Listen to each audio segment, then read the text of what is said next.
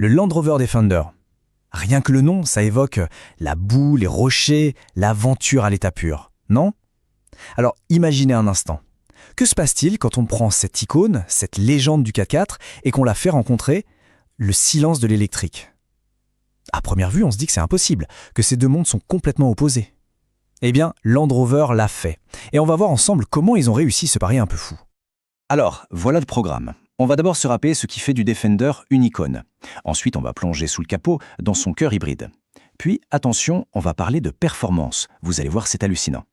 On enchaînera sur la révolution silencieuse qu'il incarne pour finir sur ce que ça signifie pour l'avenir de cette légende. Allez, on y va.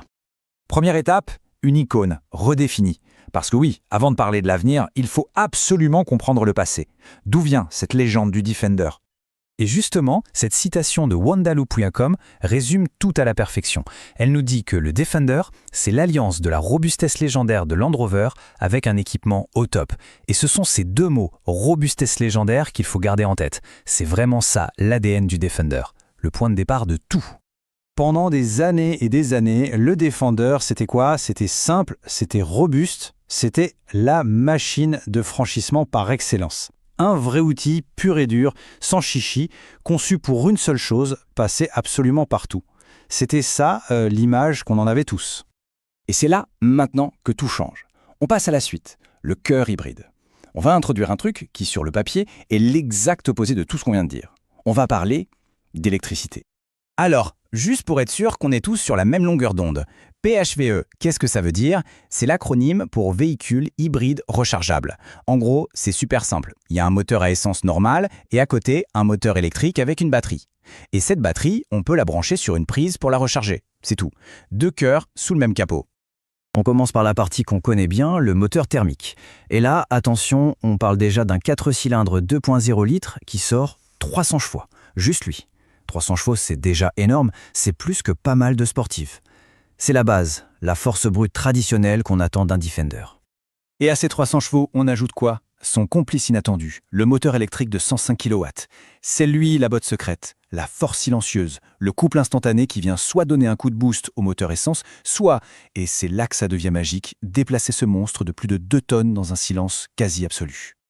Et pour faire tourner ce moteur électrique, il faut de l'énergie, bien sûr. Elle vient d'une batterie de 19,2 kWh. Ce chiffre, c'est la clé de tout le système. C'est cette réserve de jus qui permet au Defender d'avoir cette double personnalité, l'aventurier un peu brut de décoffrage et le voyageur silencieux et discret. Bon, on a un gros moteur essence. On a un moteur électrique puissant. Qu'est-ce qui se passe quand on met les deux ensemble? Eh bien, accrochez-vous bien. On attaque la partie sur les performances et je vous préviens, les chiffres sont juste dingues. Et le voilà, le chiffre magique. Quand on combine les deux, la puissance totale grimpe à 404 chevaux. Oui, 404. Je le répète parce que c'est fou. 404 chevaux. Dans un Defender, on parle de la puissance d'une voiture de sport, d'une supercar presque. Mais dans une forteresse sur roue. Mais la puissance, ce n'est même pas le plus impressionnant. Non, le vrai choc, c'est le couple. 640 Nm. Pour ceux à qui ça ne parle pas, imaginez une catapulte. Dès qu'on effleure la pédale, c'est une poussée massive, instantanée qui colle au siège. C'est une force de tracteur, mais avec la réactivité d'une Formule 1. C'est colossal.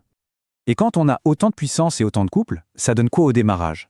Ça donne un 0 à 100 km/h en 5,4 secondes. C'est surréaliste. 5,4 secondes, ce n'est plus le temps d'un 4x4 ça. C'est le temps d'une vraie voiture de sport. C'est juste dingue de se dire ça en regardant un Defender. Ok, donc on a une brute surpuissante, mais on a aussi un moteur électrique.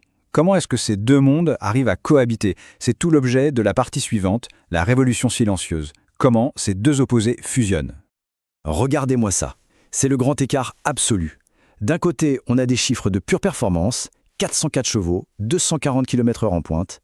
De l'autre, des chiffres d'efficacité qui sont tout aussi fous, une conso d'à peine 2,2 litres 100 et la capacité de faire 50 km en pur électrique sans brûler une goutte d'essence. Ce n'est pas un compromis, c'est comme avoir deux voitures en une. Alors concrètement, ça veut dire quoi? Ça veut dire que le même engin peut aller crapahuter dans le désert d'Agafay le week-end et nous emmener au boulot à Casablanca le lundi matin, en silence et sans avoir brûlé une seule goutte d'essence pour les trajets de la semaine. C'est ça, la polyvalence ultime. Et tout ça nous amène logiquement à la conclusion. Une légende pour demain. Parce qu'on ne parle pas juste d'un nouveau modèle là, on parle d'une véritable évolution, d'une nouvelle ère pour cette icône. Alors si on devait résumer tout ça en quelques points, qu'est-ce qu'on retient? Premièrement, l'ADN du Defender, le vrai, celui du baroudeur, est toujours là, intact. Mais à ça, on ajoute des performances sur route qui sont juste explosives. On ajoute aussi la possibilité de rouler en ville en mode 100% électrique, en silence, et enfin, une consommation qui semblait totalement impossible pour un engin de cette taille. Il a tout en fait. Finalement, ce Defender PHEV, il ne vient pas avec une réponse, il vient avec une question. Et c'est une question qui remet tout en cause. Pourquoi est-ce qu'on devrait choisir entre une légende du tout-terrain et un véhicule efficace et silencieux pour tous les jours? La vraie question, c'est pourquoi choisir quand on peut tout avoir?